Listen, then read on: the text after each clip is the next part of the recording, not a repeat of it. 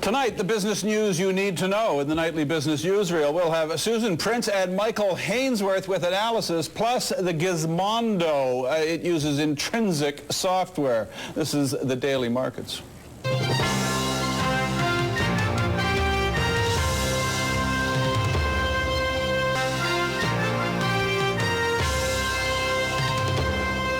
Tech Tuesday and the always popular Power Up. Tonight we're going to look at a game console called the Gizmondo. It runs on Intrinsyc software. Remember them? Here is the founder and CEO of Intrinsyc software. It's Derek Spratt. Good evening, Derek. Good evening. Hey, Intrinsyc is one of those names I remember from the tech bubble days. You've been around a while.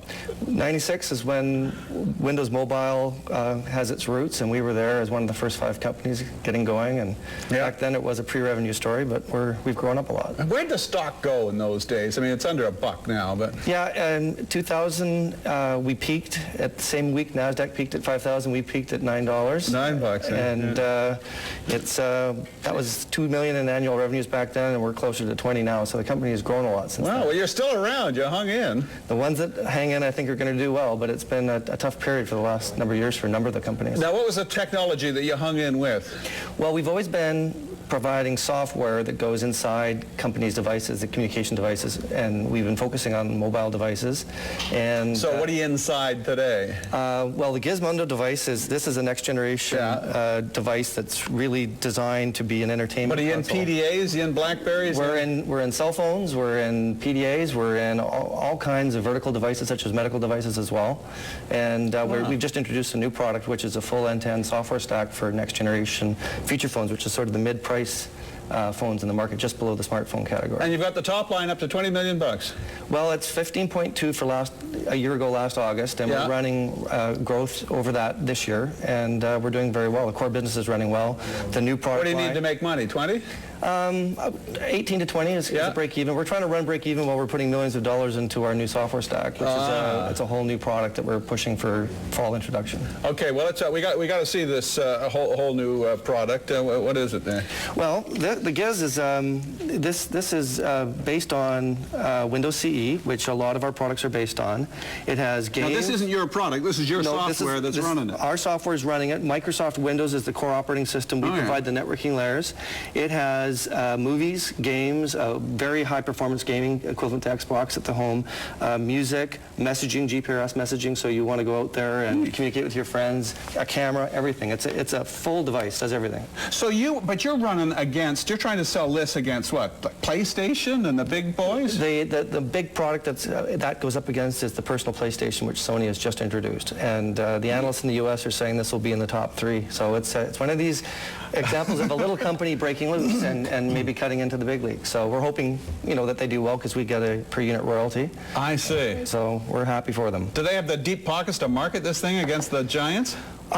They're working on that. They've spent tens of millions of dollars buying content from Electronic Arts and people like Disney and the likes, and they're pushing a lot on marketing dollars. And right now, they're different. Most of our customers are the major OEMs, the major manufacturers. So this is one of the few companies that we work with that are smaller like this. So, Derek, what are some of the really cool things that this thing does?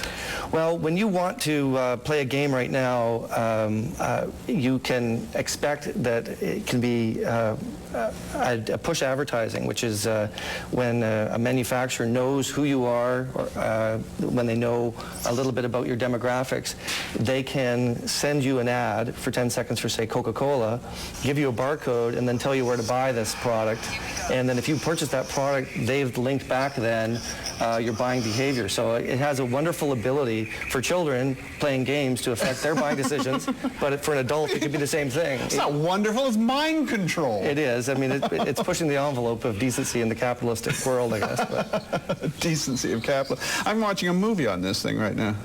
Yes, it's got a few movies preloaded in it. But basically, you'll be able to download content at will. So MP3s are big this year. Next year, you'll see movies pushing down. We're at 3GSM, which is the big wireless show in France this year. And television is a big part of wireless devices for next year as well. What's around, Bluetooth? That's got just the GPRS, which is the wide area network. There is another version of it that will come out that's in a more of a smartphone smartphone format, which will have different wireless interfaces as well. Now, can this thing get, you can get a virus through the wireless. I am not, one of your code bangers, but I mean, what is the danger of that? Well, I think internet security is, because these devices are now becoming critical for businesses. Yeah. They're the new, client-side computing device that people use. They're BlackBerries and other smartphones. It's possible for people to write what we call malcode or malicious code. A lot of our software is stored in the flash memory, which is not easily destroyed. So unlike a PC where you can scramble a hard drive very easily, mobile devices are not quite as vulnerable as people might lead them to believe. However, there are security implementations of code that we take and other people take to protect against that. So this thing is going on the market in the UK soon. Yes, on Saturday it's big launch date. They've got. Do you think it'll come to Canada? In another month, maybe 2 months. It does? They have pre-orders for something like 4 million units, and as we said, we're happy to see that product do well. I hope it does. What will it cost in Canada, do you know? In a non-subsidized fashion, because most wireless products are subsidized, it'll be around $400. I see. When you start getting the push advertising going, they hope to bring that price down substantially. Push advertising. Oh, it is evil. What's the deal for Intrinsyc in this? What's one of these worth to you? Well, they've got pre-orders for 4 million units. That's what they've stated. We get $1 something per unit. They've been paid a few $1 million for the initial integration work. Huh. And this is similar to our business model. We've done this with more than 200 companies. Yeah. And our new product line, which is the full software for the next generation phones, will get a multiple of that per phone that ships. Intrinsyc software still alive and kicking and featured in the Gizmondo. Thanks a lot, Derek. It was nice meeting you. Thank you very much. Okay, stick around. That wraps it up for this half hour, but we're coming right back with Tech Tuesday and the 60-second pitch show. See you then.